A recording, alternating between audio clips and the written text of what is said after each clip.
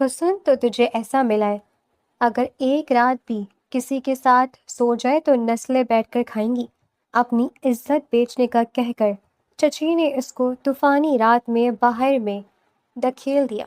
بخار سے تپتی وہ زندگی اور موت کی کشمکش میں تھی جب شہریار نے کانپتے ہاتھوں سے اس کے لباس کے بٹن کو کھولا تو اس کی دھڑکنوں کے پاس چمکتے دل کے نشان نے اسے ششدر کر دیا۔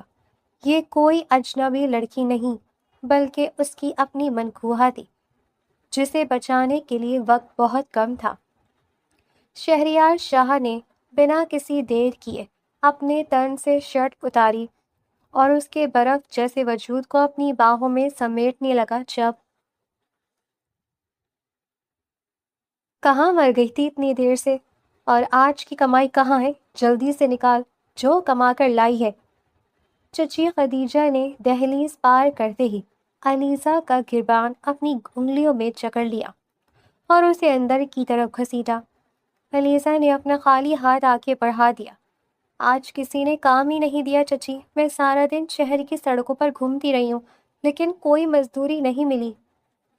علیزہ کی کپکپاتی آواز پر خدیجہ کا چہرہ غصے سے لال ہو گیا اور اس نے ایک زوردار تماچا علیزہ کے پھیکے چہرے پر رسید کر دیا۔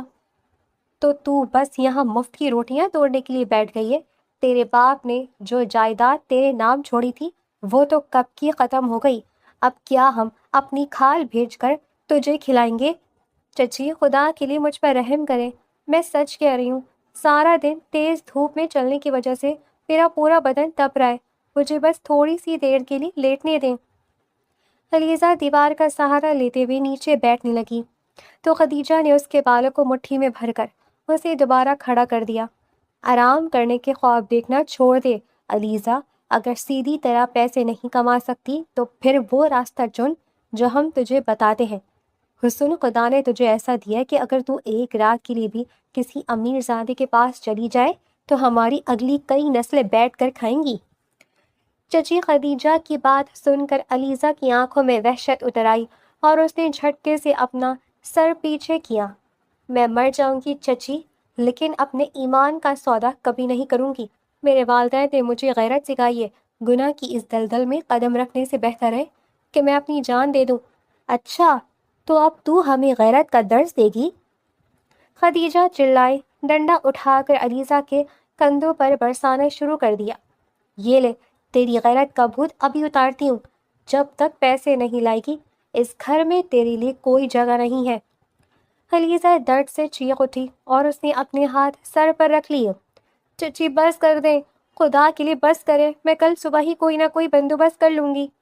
خدیجہ نے علیزہ کو بازو سے پکڑا اور گھسیٹتے ہوئے دروازے کی طرف لے گئی۔ علیزہ نے دروازے کی چوکھٹ کو مضبوطی سے پکڑ لیا۔ چچی اب بھی مجھے باہر مت نکالیں، باہر آسمان پر سیاہ بادل منڈلا رہے ہیں اور طوفان اٹھنے والا ہے، میں اس اندھیر میں کہاں جاؤں گی؟ خدیجہ نے ایک زوردار لات علیزہ کے پیٹ پر ماری تو علیزہ کی گرفت چوکھٹ سے چھوٹ گئی اور وہ اندھے منہ باہر کیچڑ میں جا گری۔ جا مر جا کہیں بھی جا کر، لیکن جب تک رقم کا بندوبست نہ ہو اس گھر کا رخ مت کرنا۔ خدیجہ نے یہ کہتے ہی دروازہ علیزہ کے منہ پر بند کر دیا اور اندر سے کنڈی چڑھا دی۔ علیزہ نے اپنے دونوں ہاتھوں سے بند دروازے کو پیٹنا شروع کر دیا۔ چچی دروازہ کھول دیں، خدا کے لیے مجھ پر رحم کریں، میں مر جاؤں گی اس سرد رات میں، میرا کوئی ٹھکانہ نہیں ہے۔ اندر سے کوئی جواب نہیں آیا، صرف چچی کے قہقہوں کی آواز آئی جو علیزہ کے کانوں میں زہر گھول رہی تھی۔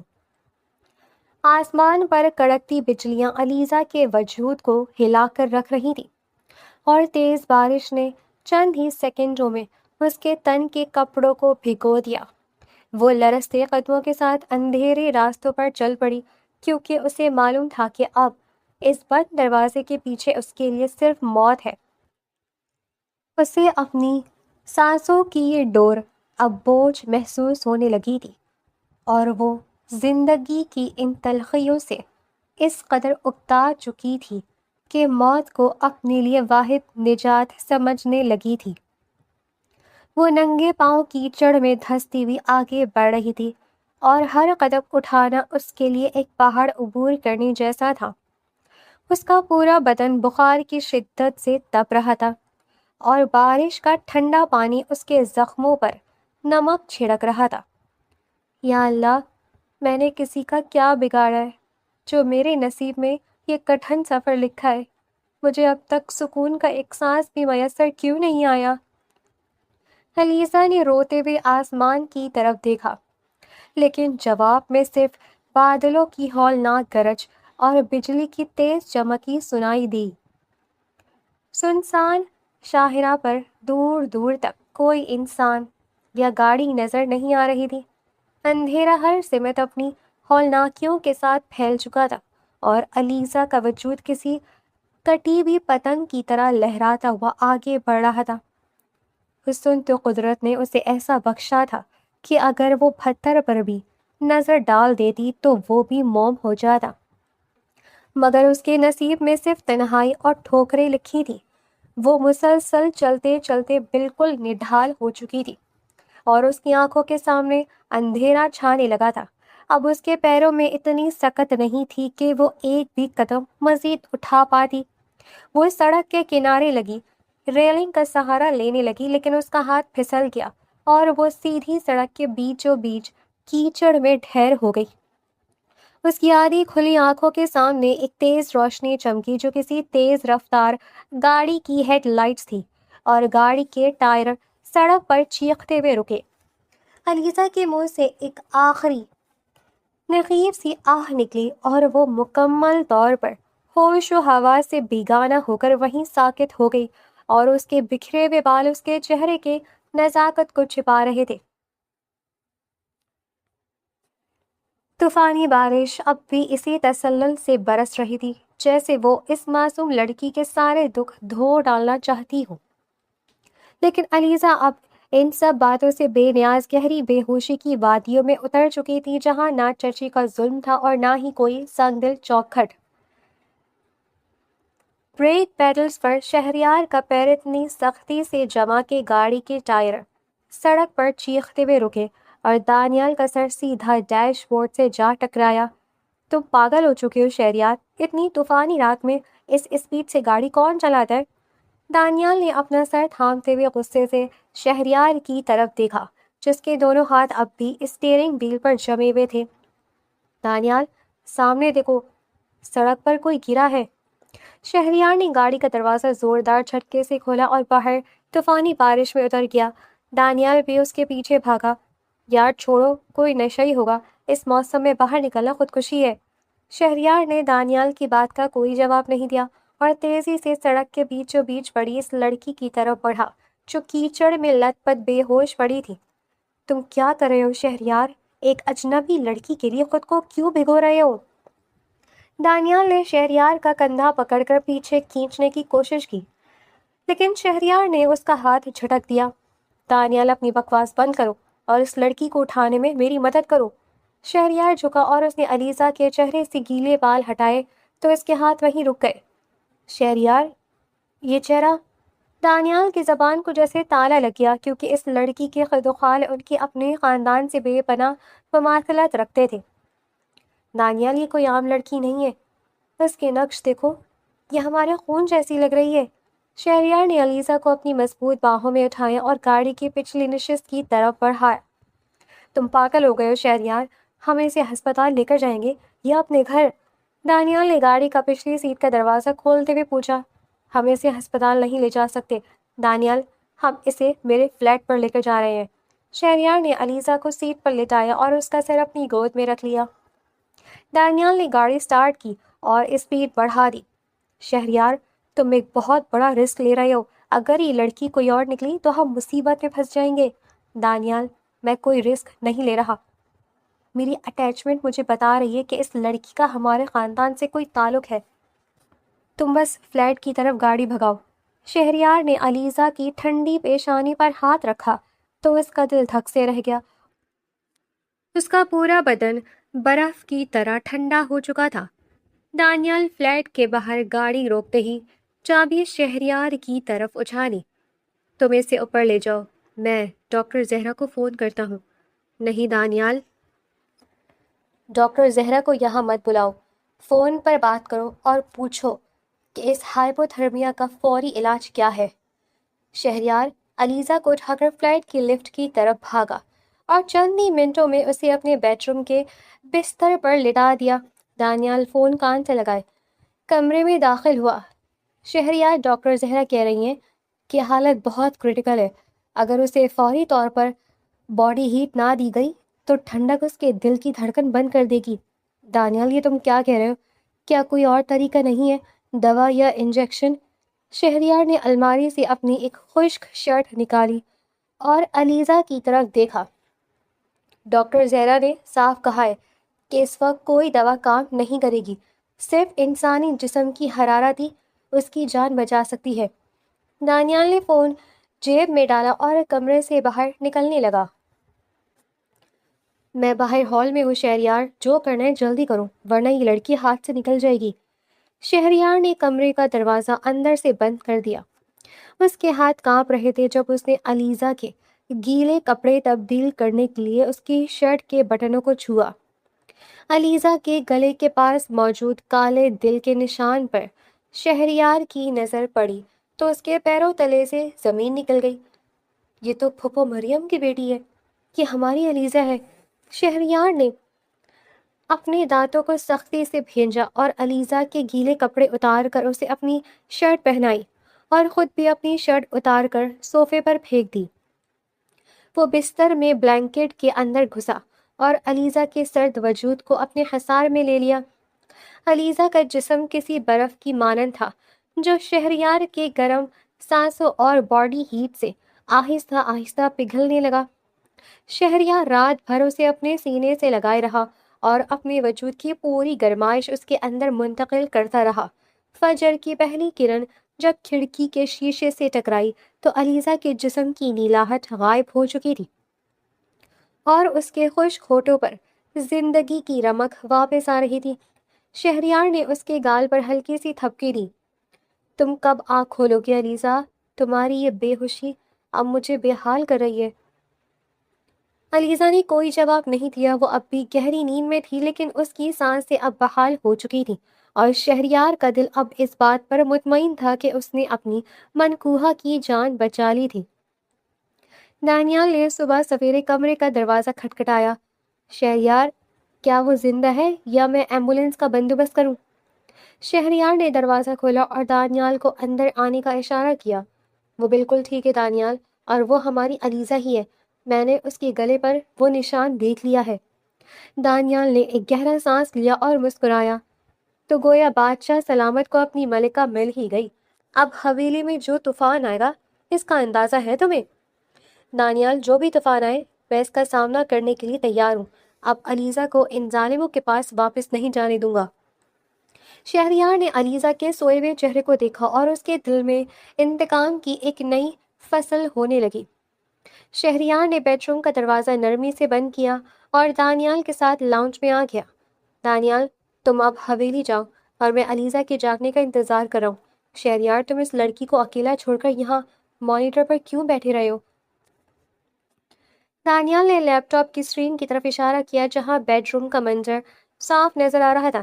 دانیال، میں دیکھنا چاہتا ہوں کہ وہ ہوش میں آنے کے بعد کیا کرتی ہے۔ اس کی چچی نے اس کے ساتھ جو کیا ہے اس کے بعد اس کا رد عمل جاننا میرے لیے ضروری ہے۔ تم جاؤ۔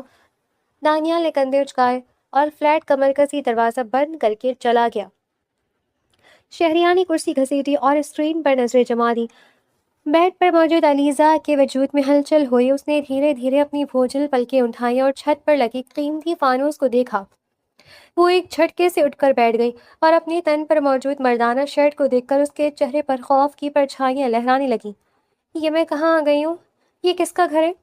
علیزہ نے کمبل پرے دھکیلا اور بیڈ سے نیچے پاؤں رکھے۔ اس کے ننگے پیر قیمتی قالین پر ٹکے تو وہ تیزی سے دروازے کی طرف بڑھی۔ اس نے ہینڈل گھمایا لیکن دروازہ باہر سے بند تھا۔ یا اللہ، اب میرا کیا ہوگا؟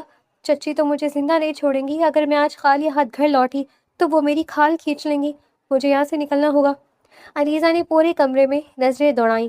اس کی نگاہ دیوار پر بنی بڑی وارڈروب پر پڑی۔ وہ پاگلوں کی طرح الماری کی طرف لپکی اور اس کے پلے کھول دیے۔ الماری کے اندر مہنگے مردانہ سوٹ اور گھڑیاں سجی ہوئی تھیں۔ اتنا امیر گھر ہے، یہاں تو بہت کچھ ہوگا، اگر میں یہاں سے کچھ لے جاؤں تو چچی کا منہ بند ہو جائے گا اور وہ مجھے گھر میں آنے دے دیں گی۔ علیزہ نے الماری کے ہینگرز کو دائیں بائیں کیا اور نیچے بنے درازوں کو کھینچنا شروع کیا۔ مانیٹر کے سامنے بیٹھے شہریار کے ہونٹوں پر ایک سرد مسکراہٹ ابھری۔ تم میری جان چوری کرنے کا ارادہ رکھتی ہیں، چلو دیکھتے ہیں تمہاری پسند کیا ہے۔ علیزہ نے الماری کا سب سے نچلا لاکر کھینچا تو وہ بغیر تالے کے کھل گیا۔ اندر نوٹوں کے بھاری بنڈل اور سونے کے کچھ بسکٹ رکھے ہوئے تھے۔ علیزہ کا سانس ایک لمحے کے لیے رک گیا۔ اس نے اپنے دونوں ہاتھ اپنے منہ پر رکھ لیے۔ اتنے سارے پیسے، یہ تو اتنے ہیں کہ چچی کی پوری زندگی کی عیاشیاں ختم نہ ہوں، لیکن میں چور نہیں ہوں، میں سب کچھ نہیں لے سکتی، مجھے صرف اتنے چاہیے جس سے چچی کا غصہ ٹھنڈا ہو جائے۔ علیزہ نے نوٹوں کی گڈیوں کو ہاتھ لگایا اور ان میں سے صرف 5 نوٹ نکالے۔ علیزہ نے نوٹوں کی گڈیوں کو ہاتھ لگایا اور ان میں سے صرف 5 نوٹ نکالے۔ اس نے باقی رقم کو ویسے ہی چھوڑ دیا اور لاکر بند کر دیا۔ شہریار نے اسکرین پر یہ منظر دیکھا تو اس کی حیرت کی انتہا نہ رہی۔ یہ لڑکی پاگل ہے یا حد سے زیادہ معصوم؟ لاکھوں روپے سامنے پڑے ہیں اور اس نے صرف چند ہزار اٹھائے۔ علیزہ نے وہ نوٹ اپنے دوپٹے کے پلو میں باندھے جو بیڈ کے پاس پڑا تھا۔ وہ واش روم کی طرف بھاگی جہاں اس کے پرانے کپڑے ایک ہینگر پر لٹکے ہوئے تھے۔ اس نے جلدی سے شہریار کی شرٹ اتاری اور اپنے وہی پرانے پھٹے ہوئے کپڑے پہن لیے۔ الماری میں کسی عورت کا کوئی سامان نہیں ہے، یہ گھر کسی مرد کا ہے اور اسی مرد نے میرے کپڑے بدلے ہیں۔ علیزہ کی آنکھوں سے آنسو ٹپک پڑے اور اس نے اپنے دونوں ہاتھوں سے چہرہ چھپا لیا۔ نہیں، مجھے اس بارے میں نہیں سوچنا، مجھے بس یہاں سے نکلنا ہے، چچی میرا انتظار کر رہی ہوں گی۔ علیزہ واش روم سے باہر نکلی تو بیڈ روم کا خودکار لاکر ایک ہلکی سی آواز کے ساتھ کھل گیا۔ شہریار نے لاؤنج سے ریموٹ کے ذریعے دروازہ ان لاک کر دیا تھا۔ علیزہ نے ڈرتے ڈرتے دروازے کو دھکیلا تو وہ کھلتا چلا گیا۔ لاؤنج بالکل خالی تھا کیونکہ شہریار جان بوجھ کر دوسرے کمرے میں منتقل ہو چکا تھا۔ علیزہ نے مڑ کر بھی نہیں دیکھا اور فلیٹ کا مین دروازہ کھول کر باہری کوریڈور کی طرف بھاگ کھڑی ہوئی۔ کوریڈور سے ہوتی ہوئی وہ لفٹ کی طرف بڑھی اور گراؤنڈ فلور پر پہنچ کر سیدھی سڑک پر آ گئی۔ شہریار فلیٹ کی بالکنی میں آ کھڑا ہوا اور نیچے سڑک پر بھاگتے ہوئے علیزے کو دیکھتا رہا جو تیز دھوپ میں ننگے پاؤں اپنے گھر کی طرف جا رہی تھی۔ گارڈز، اس کے پیچھے رہو اور مجھے پل پل کی خبر دو کہ یہ لڑکی کہاں جا رہی ہے۔ شہریار نے اپنے فون پر سیکیورٹی انچارج کو حکم دیا اور خود بھی چابی اٹھا کر نیچے پارکنگ کی طرف لپکا۔ علیزہ سڑکوں پر ٹھوکریں کھاتی ہوئی اپنی چچی کے گھر کے باہر پہنچی۔ اس نے کانپتے ہاتھوں سے دروازے پر دستک دی۔ دروازہ ایک زوردار جھٹکے سے کھلا اور چچی خدیجہ غصے سے بھری ہوئی سامنے کھڑی تھی۔ کہاں منہ کالا کر کے آئی ہے رات بھر، اور اب کس منہ سے یہاں کھڑی ہے؟ خدیجہ نے علیزہ کا بازو پکڑ کر اسے اندر کی طرف جھٹک دیا۔ چچی، میں کوئی غلط کام کر کے نہیں آئی، یہ لے پیسے، آپ کو پیسے چاہیے تھے نا، اب مجھے تنگ مت کرے۔ علیزہ نے دوپٹے کے پلو سے وہ 5 نوٹ نکال کر خدیجہ کے ہاتھ پر رکھ دیے۔ خدیجہ نے نوٹوں کو دیکھا اور ان کی چمک سے اس کی آنکھیں پھیل گئیں۔ اتنے پیسے یہ کہاں سے لائیے؟ تو سچ سچ بتا، کسی امیر زادی کی جیب کاٹ کر آئیے یا پھر رات بھر کا محافظہ ملا ہے؟ چچی، خدا کے لیے ایسے الفاظ مت بولے، میں نے چوری کیے لیکن اپنی عزت کا سودا نہیں کیا، مجھے بھوک لگی، کچھ کھانے کو دیں۔ علیزہ نڈھال ہو کر صحن میں پری چارپائی پر گر گئی۔ خدیجہ نے نوٹوں کو اپنی کمر میں عرصہ اور کچن کی طرف بڑھتے ہوئے بڑبڑانے لگی۔ اگر چوری سے اتنے پیسے آئے تو روز چوری کیا کر، اب سے تیرا یہی کام ہے۔ باہر گاڑی میں بیٹھا شہریار یہ سب دیکھ رہا تھا اور اس کے وجود میں غصے کی آنکھ بھڑک اٹھی۔ یہ عورت میری منقوا کو چور بنا رہی ہے، میں اس عورت کو صفحہ ہستی سے مٹا دوں گا۔ شہریار نے اسٹیئرنگ پر ہاتھ مارا اور اپنے اسسٹنٹ کا نمبر ڈائل کیا۔ علیزہ کی پوری ہسٹری مجھے اگلے 1 گھنٹے میں میرے ٹیبل پر چاہیے، ورنہ تم سب نوکری سے فارغ ہو۔ شہریار نے فون سیٹ پر پھینکا اور گاڑی کا رخ اپنے آفس کی طرف موڑ دیا جہاں وہ علیزہ کو اپنے طریقے سے ڈیل کرنے کا فیصلہ کر چکا تھا۔ شہریار اپنے شیشے کے شاندار میز پر پڑے کاغذات کو ایک طرف جھٹکا اور گھومنے والی کرسی کو سیدھا کرتے ہوئے سامنے کھڑی علیزہ پر اپنی عقابی نظریں جما دی جو خوف سے کانپتی ہوئی اپنے پھٹے پرانے دوپٹے کو انگلیوں میں مڑوڑ رہی تھی۔ تم نے کیا سمجھا تھا علیزہ کہ تم میرے فلیٹ کی تجوری صاف کر کے اتنی آسانی سے بھاگ جاؤ گی؟ اور شہریار شاہ ہاتھ پر ہاتھ دھرے بیٹھا رہے گا؟ علیزہ نے چونک کر سر اٹھایا اور اس کی آنکھوں میں آنسوؤں کا سیلاب امڑ آیا۔ دیکھیں صاحب، مجھے معاف کر دیں، مجھ سے بہت بڑی غلطی ہو گئی ہے۔ میں کوئی پیشہ ور چور نہیں ہوں، لیکن میری مجبوری ایسی تھی کہ میں خود کو روک نہیں سکی۔ تمہاری مجبوری چوری کی سزا کو ختم نہیں کر سکتی۔ علیزہ، قانون کی نظر میں تم ایک مجرم ہو، اور میں نے پولیس کو فون کر دیا ہے۔ وہ کسی بھی وقت تمہیں یہاں سے ہتھکڑیاں لگا کر لے جائے گی۔ نہیں صاحب، خدا کے لیے ایسا مت کریں۔ پولیس مجھے لے گئی تو میں جیل میں ہی مر جاؤں گی۔ میری چچی مجھے ویسے ہی مار ڈالیں گی۔ مجھے معاف کر دیں، میں آپ کی ایک ایک پیسے کی مزدوری کر کے قیمت چکا دوں گی۔ علیزہ نے آگے بڑھ کر شہریار کی میز پر ہاتھ رکھ دیے اور زاروں قطار رونے لگی۔ تم نے لاکھوں روپے چھوڑ کر صرف 5 نوٹ کیوں اٹھائے؟ اگر چوری ہی کرنی تھی تو پورا بکس لے کر بھاگتی۔ یہ کیسی چوری ہے؟ صاحب، میں سچ کہہ رہی ہوں، مجھے دولت کا کوئی لالچ نہیں ہے۔ چچی نے مجھے رات طوفان میں گھر سے باہر نکال دیا تھا اور کہا تھا کہ جب تک پیسے نہ لاؤں واپس نہ آؤں۔ میں صرف اتنے پیسے چاہتی تھی جس سے ان کا غصہ ٹھنڈا ہو جائے اور وہ مجھے سر چھپانے کی جگہ دے دیں۔ تمہارے والدین کہاں ہیں؟ علیزہ، کیا انہوں نے تمہیں یہی سب سکھایا ہے کہ دوسروں کے گھروں میں گھس کر چوریاں کرو؟ شہریار نے دانت پیستے ہوئے پوچھا۔ تو علیزے کا چہرہ کرب سے بگڑ گیا۔ میرے والدین کے بارے میں کچھ مت کہے صاحب، وہ اس دنیا میں نہیں رہے۔ میری امی بہت اچھی تھی اور میرے ابو بہت پہلے ہمیں چھوڑ کر چلے گئے تھے۔ امی کا نام کیا تھا تمہاری، اور وہ کہاں رہتی تھی؟ شہریار کرسی پر سے اٹھ کر کھڑا ہوا اور علیزہ کے بالکل قریب آ کر رک گیا۔ میری امی کا نام مہرین تھا۔ وہ ہمیشہ کہتی تھی کہ ہمارا تعلق ایک بہت بڑے اور امیر خاندان سے، لیکن انہوں نے اپنی مرضی سے شادی کی تھی، جس کی وجہ سے ان کے بھائیوں نے ان سے رشتہ توڑ لیا تھا۔ علیزہ نے سسکیاں لیتے ہوئے جواب دیا تو شہریار کے پورے وجود میں جیسے کرنٹ دوڑ گیا۔ مہرین شاہ؟ کیا تمہاری ماں کا نام مہرین شاہ تھا؟ علیزہ نے حیرت سے اسبات میں سر ہلایا۔ آپ کو میری امی کا پورا نام کیسے معلوم ہے صاحب؟ آپ انہیں جانتے تھے کیا؟ شہریار نے علیزہ کا بازو مضبوطی سے جکڑ لیا اور اس کا چہرہ اپنے مد مقابل کیا۔ مہرین شاہ میری سکی پھپھو تھی علیزہ، اور تم کوئی اجنبی چور نہیں بلکہ ہماری حویلی کی امانت ہو۔ علیزہ کی آنکھیں حیرت سے پھیل گئیں۔ یہ آپ کیا کہہ رہے ہیں؟ اگر آپ میری امی کے خاندان سے ہیں تو انہوں نے مجھے کبھی آپ کے پاس کیوں نہیں بھیجا؟ وہ تو ہمیشہ ڈرتی تھی۔ تمہاری امی اس لیے ڈرتی تھی کیونکہ تمہارا باپ ایک نشئی انسان تھا جو کسی بھی وقت دولت کے لیے ہمارا سودا کر سکتا تھا۔ اس لیے برسوں پہلے پھوپھی مہرین تمہیں لے کر حویلی آئی تھی۔ وہ رو رہی تھی اور انہوں نے میرے والد کے سامنے دامن پھیلایا تھا۔ علیزہ نے اپنے بازو کو چھڑانے کی کوشش کی، لیکن شہریار کی گرفت مزید مضبوط ہو گئی۔ مہرین پھوپھی نے اس دن حویلی میں ایک فیصلہ کیا تھا علیزہ، انہوں نے تمہاری حفاظت کے لیے میرا ہاتھ مانگا تھا، اور میرے والد اکرام شاہ نے اسی وقت مولوی صاحب کو بلا کر ہمارا نکاح پڑھوا دیا تھا۔ علیزہ کا سانس حلق میں اٹک گیا۔ نکاح؟ یہ آپ کیا کہہ رہے ہیں؟ یہ آپ جھوٹ بول رہے ہیں۔ میرا نکاح کیسے ہو سکتا ہے؟ میں تو اس وقت بہت چھوٹی تھی۔ مجھے ایسا کچھ یاد نہیں ہے۔ تم چھوٹی تھی علیزہ، لیکن قانون اور شریعت کے مطابق اس دن تم میری منکوہ بن گئی تھی۔ پھوپھی مہرین نے نکاح کے بعد تمہیں حویلی میں چھوڑنے سے انکار کر دیا تھا کیونکہ وہ کسی پر بوجھ نہیں بننا چاہتی تھی، اور وہ تمہیں لے کر ایسی غائب ہوئی کہ ہم آج تک تمہیں ڈھونڈ رہے تھے۔ علیزہ نے نفی میں سر ہلایا۔ نہیں، یہ نہیں ہو سکتا۔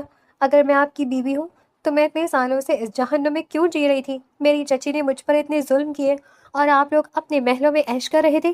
تمہاری چچی اور چچا کا حساب میں خود کروں گا علیزہ، لیکن اس وقت سچ یہی ہے کہ تم میری بیوی ہو، اور شہریار شاہ اپنی بیوی کو کسی دوسرے کے رحم و کرم پر نہیں چھوڑتا۔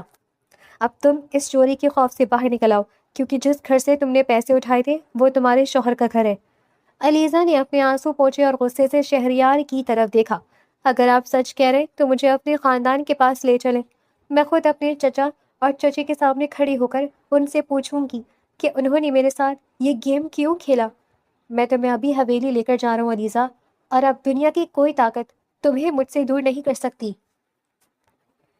شہریار نے علیزہ کا ہاتھ پکڑا اور اسے اپنے آفس کے دروازے کی طرف کھینچتا ہوا باہر نکل گیا، جہاں اس کی گاڑی تیار کھڑی تھی، اور ماضی کا وہ بند راز اب ان دونوں کے سامنے پوری طرح کھل چکا تھا۔ شہریار شاہ نے حویلی کے بھاری دروازے کو ایک ہی جھٹکے سے کھولا اور علیزہ کا ہاتھ مضبوطی سے تھامے ہال کے بیچوں بیچ آ کھڑا ہوا، جہاں پورا خاندان رات کے کھانے کے لیے جمع تھا۔ اکرام شاہ نے ہاتھ میں پکڑنے والا پلیٹ میں واپس رکھا اور کرسی چھوڑ کر کھڑے ہو گئے۔ شہریار یہ کیا بدتمیزی ہے؟ اور یہ لڑکی کون ہے جسے تم اس حالت میں حویلی کے اندر لے آئے ہو؟ بابا یہ کوئی عام لڑکی نہیں ہے، یہ میری منکوہ ہے، یہ علیزہ ہے میری بیوی، اور آپ کی سگی بہن مہرین پھوپھی کی آخری نشانی۔ شہریار کی گرجدار آواز پورے ہال میں گونجی تو ناصرہ بیگم کے ہاتھ سے چائے کا کپ چھوٹ کر زمین پر گر گیا۔ تم کیا بکواس کر رہے ہو شہریار؟ مہرین کا تو برسوں سے کوئی پتہ نہیں تھا اور تم اس لڑکی کو اپنی بیوی کہہ رہے ہو؟ ناصرہ بیگم نے آگے بڑھ کر علیزہ کے پھٹے پرانے کپڑوں کو حقارت سے دیکھا۔ فریدہ بیگم نے اپنی ساس کو پیچھے ہٹایا اور اکرام شاہ کی طرف دیکھا۔ دیکھا اکرام، آپ خاموش کیوں ہیں؟ کچھ بولیں، کیا شہریار سچ کہہ رہے؟ اکرام شاہ نے ایک گہرا سانس لیا اور علیزہ کے چہرے کو غور سے دیکھنے کے بعد ان کی آنکھیں نم ہو گئی۔ ہاں ناصرہ، شہریار سچ کہہ رہے، یہ مہرین کی ہی بیٹی ہے اور یہ اس حویلی کی بڑی بہو ہے۔ برسوں پہلے جب مہرین اپنے شوہر کے ظلم سے تنگ آ کر یہاں آئی تھی تو میں نے خود مولوی صاحب کو بلا کر شہریار کا نکاح اس بچی سے پڑھوایا تھا۔ دانیال نے جب تک خاموش کھڑا تھا آگے بڑھ کر اپنے چچا کے کندھے پر ہاتھ رکھا۔ چچا جان، اگر یہ نکاح ہوا تھا تو پھر پھوپھی مہرین علیزہ کو لے کر کیوں چلی گئی اور اتنے سال ہمیں کچھ کیوں نہیں بتایا گیا؟ دانیال، وہ مہرین کی ضد تھی، وہ کسی پر بوجھ نہیں بننا چاہتی تھی اور وہ میرے آدمیوں کو چکمہ دے کر غائب ہو گئی تھی۔ اکرام شاہ نے علیزہ کے سر پر ہاتھ رکھا اور زاروں قطار رونے لگے۔ بڑی اماں جب تک ویل چیئر پر بیٹھی سب سن رہی تھی، انہوں نے اپنے لرزتے ہاتھوں سے ویل چیئر کو آگے بڑھایا۔ میری مہرین کی بچی کہاں ہے؟ اسے میرے پاس لاؤ۔ علیزہ نے شہریار کا ہاتھ چھوڑا اور دوڑ کر بڑی اماں کے گھٹنوں سے لپٹ گئی۔ بڑی اماں نے اسے گلے سے لگا لیا اور اس کے سر کو چومنے لگی۔ میری مہرین چلی گئی لیکن اپنی نشانی میرے پاس چھوڑ گئی۔ دیکھو ناصرہ، یہ بالکل میری مہرین جیسی ہے۔ علیزہ نے روتے ہوئے بڑی اماں کا چہرہ دیکھا۔ میری امی اب اس دنیا میں نہیں رہی، انہوں نے آخری وقت تک آپ سب کو بہت یاد کیا تھا۔ شہریار نے علیزہ کو کندھے سے پکڑ کر نرمی سے کھڑا کیا۔ بابا، اب یہ اس حویلی میں رہے گی اور اسے اس کا پورا حق ملے گا۔ فریدہ بیگم، تم علیزہ کو اپنے کمرے میں لے جاؤ اور اس کے آرام کا بندوبست کرو۔ اکرام شاہ نے اپنی اہلیہ کو اشارہ کیا تو فریدہ بیگم علیزہ کو لے کر اوپر کی طرف بڑھ گئیں۔ شہریار نے اپنے اسسٹنٹ کو فون ملایا۔ فہد، تم ابھی اپنے گارڈز کو لے کر علیزہ کے چچا اور چچی کے گھر پہنچو، میں خود وہاں آ رہا ہوں۔ شہریار، تم وہاں کیوں جا رہے ہو؟ ان لوگوں نے علیزہ کو پالا ہے۔ اکرام شاہ نے شہریار کا راستہ روکنے کی کوشش کی۔ بابا، انہوں نے پالا نہیں ہے بلکہ اس پر ظلم کیا ہے، اس کی جائیداد ہڑپ کی ہے اور اسے سڑکوں پر بھیک مانگنے کے لیے چھوڑ دیا تھا۔ میں ان کا وہ حشر کروں گا کہ وہ اپنی موت کی دعائیں مانگیں گے۔ شہریار نے اپنی گاڑی کی چابی اٹھائی اور حویلی سے باہر نکل گیا۔ دانیال بھی اس کے پیچھے بھاگا۔ شہریار، میں بھی تمہارے ساتھ چل رہا ہوں، ان سنگلوں کو میں اپنے ہاتھوں سے سزا دوں گا۔ دونوں گاڑی میں بیٹھے اور شہریار نے سپیڈ بڑھا دی۔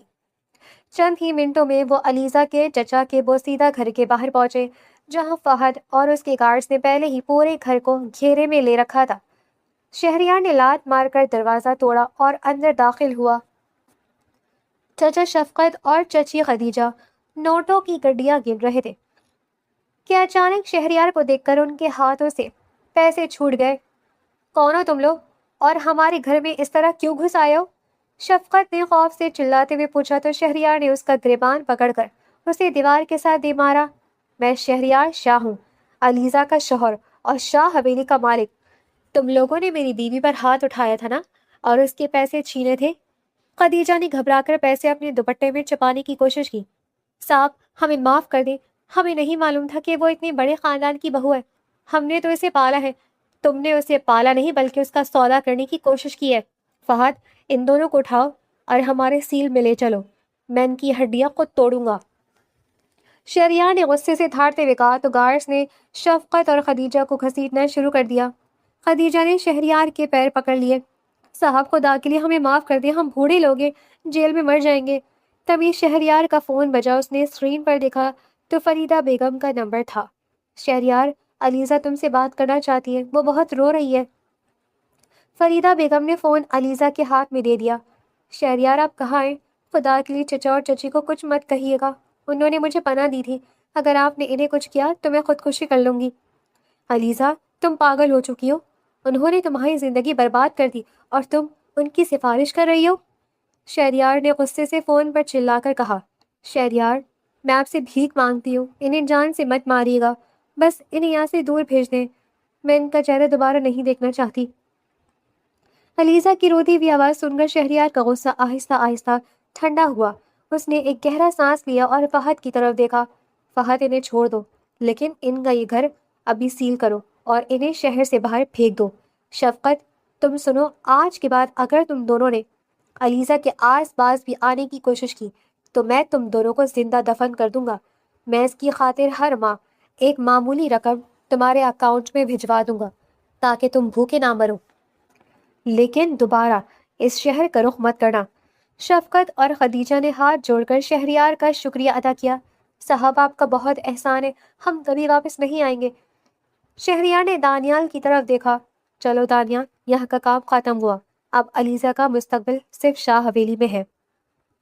دونوں واپس گاڑی کی طرف بڑھے اور حویلی کا رخ کیا، جہاں اب علیزہ ان کا انتظار کر رہی تھی اور شہریار نے اس کے تمام دشمنوں کا قصہ ہمیشہ کے لیے پاک کر دیا تھا۔ حویلی پہنچ کر شہریار سیدھا اپنے کمرے کی طرف گیا، جہاں علیزہ اپنے ہی کپڑوں میں ملبوس بیٹھی تھی۔ اس کے چہرے کا خوف اب دور ہو چکا تھا اور شہریار کو دیکھ کر اس کے لبوں پر ایک دھیمی سی مسکراہٹ ابھر آئی۔ شہریار نے کمرے کا دروازہ پیٹ سے بند کیا اور علیزہ کے قریب آ کر بیٹھ گیا، جو اب شاہ حویلی کی بہو لگ رہی تھی۔ تم نے اپنے چچا چچی کو بچا کر اچھا نہیں کیا علیزہ، وہ سزا کے حقدار تھے۔ شہریار نے اس کے چہرے پر بکھری زلفوں کو انگلی سے پیچھے ہٹایا تو علیزہ نے اپنی بڑی بڑی مخملی آنکھیں اٹھا کر اسے دیکھا۔ وہ جیسے بھی تھے شہریار، میرے چچا تھے، اور امی کہتی تھی کہ برائی کا جواب برائی سے نہیں دیتے۔ ویسے آپ اتنے سارے پیسے لاتے کہاں سے ہیں؟ کیا آپ بھی میری طرح کسی کی الماری سے چپکے سے نکالتے ہیں؟ علیزہ کے اس معصومانہ سوال پر شہریار کا زوردار قہقہہ کمرے کی دیواروں سے ٹکرایا۔ تم سچ مچ پاگل ہو علیزہ، میں چوری نہیں کرتا، میرا بہت بڑا بزنس ہے اور یہ ساری دولت میری ایمانداری کی کمائی ہے، لیکن تم اتنے فخر سے اپنے جرم کا اعتراف کیوں کر رہی ہو؟ کیونکہ اب تو میں آپ کی بیگم ہوں نا، اور آپ نے خود کہا تھا کہ میرا گھر میری ہی وجہ سے چلے گا، تو اب مجھے چوری کرنے کی کیا ضرورت ہے؟ آپ خود ہی سب کچھ لا کر میرے ہاتھ میں رکھ دیں گے۔ علیزہ نے لاڈ سے اپنے دونوں ہاتھ آگے پھیلا دیے تو شہریار نے بلا جھجک اس کے نازک ہاتھوں کو اپنی گرفت میں لے لیا اور ان پر اپنے لب رکھ دیے۔ ہاں میری جان، اب تمہیں کچھ بھی مانگنے کی ضرورت نہیں پڑے گی، یہ شہریار شاہ تمہاری ہر خواہش تمہارے قدموں میں ڈھیر کر دے گا، لیکن تمہیں اپنی یہ نادانی تھوڑی کم کرنی ہوگی۔ حویلی میں سب لوگ تمہیں دیکھ رہے ہیں، مجھے نادان مت کہیں شہریار، میں بہت سمجھدار ہوں، میں نے الماری سے صرف 5 نوٹ نکالے تھے، اگر میں نادان ہوتی تو پورا بکس ہی اٹھا لاتی۔ علیزہ نے اترا کر اپنی کارکردگی بیان کی تو شہریار نے اس کی ناک کو نرمی سے مڑوڑ دیا۔ اچھا بابا، تم بہت بڑی عقل مند ہو، اب یہ بتاؤ کہ کھانا کھاؤ گی یا اپنی عقل مندی کی کہانیاں ہی سناتی رہو گی؟ مجھے بہت بھوک لگی ہے، لیکن میں نیچے سب کے ساتھ نہیں جاؤں گی، مجھے ناصرہ بیگم سے بہت ڈر لگتا ہے، وہ مجھے ایسے دیکھتی ہیں جیسے میں ان کی کوئی قیمتی چیز چرا کر بھاگ گئی ہوں۔ علیزہ نے اپنا سر شہریار کے شانے پر ٹکا دیا۔ وہ دل کی بری نہیں ہے، بس ان کا مزاج تھوڑا سخت ہے، تم میرے ساتھ رہو گی تو کوئی تمہیں کچھ نہیں کہے گا۔ شہریار نے اسے اپنے حصار میں لے لیا اور اس کے ماتھے پر محبت کی مہر ثبت کر دی۔ اگلے چند دن علیزہ کی نادان باتوں نے شہریار کے دل کو پوری طرح اپنے سحر میں جکڑ لیا۔ وہ دن کا زیادہ تر وقت علیزہ کے ساتھ ہی گزارنے لگا اور حویلی کے باقی معاملات دانیال پر چھوڑ دیے۔ دانیال، جو روز آفس کے کاموں اور حویلی کے ہنگاموں میں شہریار کا دایاں بازو ہوتا تھا، اب خود کو بالکل تنہا محسوس کرنے لگا تھا۔ شہریار نے علیزہ کا ہاتھ چھوڑا اور اس کے قریب آ کر بیٹھا۔ کیا تم مجھ سے ناراض ہو؟ کیا میں نے کوئی غلطی کی ہے؟ شہریار، جب سے علیزہ اس حویلی میں آئی ہے تم نے مجھے بالکل نظر انداز کر دیا ہے، اب تمہیں میری ضرورت ہی نہیں رہی۔ دانیال نے صوفے سے اٹھنے کی کوشش کی، لیکن شہریار نے اس کا ہاتھ پکڑ کر دوبارہ بٹھا دیا۔ دانیال، تم پاگل ہو گئے ہو کیا؟ علیزہ میری بیوی ہے اور تم میرے بھائی اور بہترین دوست ہو، تم دونوں کا موازنہ کیسے ہو سکتا ہے؟ موازنہ تم خود کر رہے ہو شہریار، پچھلے 1 ہفتے سے تم نے میرے ساتھ بیٹھ کر چائے تک نہیں پی، اور آفس کی اتنی بڑی ڈیل میں اکیلا ہینڈل کر رہا ہوں۔ دانیال نے غصے سے شہریار کا ہاتھ جھٹک دیا۔ علیزہ جو دور کھڑی یہ سب دیکھ رہی تھی، آہستہ آہستہ چلتی ہوئی ان دونوں کے قریب آئی۔ دانیال بھائی، آپ شہریار سے غصہ مت ہو، یہ بہت اچھے ہیں اور یہ آپ سے بہت پیار کرتے ہیں۔ انہوں نے مجھے بتایا تھا کہ دانیال اگر میری زندگی میں نہ ہو تو میں ادھورا ہوں۔ علیزہ کی اس معصوم بات پر دانیال کا غصہ کچھ مدھم ہوا۔ شہریار نے دانیال کے شانے پر مکہ مارا اور دونوں دوست کھل کھلا کر ہنس پڑے۔ رات کے وقت حویلی کا ڈائننگ ہال ایک بار پھر روشن تھا اور اس بار فضا میں کوئی سوگ یا خوف نہیں تھا۔ ناصرہ بیگم نے خود علیزہ کو اپنے پاس بٹھایا اور اس کی پلیٹ میں کھانا ڈالا۔ علیزہ، تم اب اس گھر کی بڑی بہو ہو، اپنی امی کی طرح ضدی مت بننا اور شہریار کا خیال رکھنا۔ ناصرہ بیگم کی بات پر علیزہ نے مسکرا کر شہریار کی طرف دیکھا جو اسے ہی تک رہا تھا۔ جی امی، میں ان کا بہت خیال رکھوں گی۔ اکرام شاہ اور فریدہ بیگم نے ایک دوسرے کو دیکھا اور ان کے چہرے پر اطمینان کی لہر دوڑ گئی۔ ماضی کے سارے گلے شکوے اور مہرین کی جدائی کا غم اب علیزہ کی شکل میں خوشی بن کر لوٹ آیا تھا۔ کھانا ختم ہونے کے بعد شہریار اور علیزہ حویلی کے وسیع لان میں ٹہل رہے تھے اور آسمان پر چاند پوری آب و تاب سے چمک رہا تھا۔ شہریار، آپ سچ مچ میرے محافظ ہیں نا؟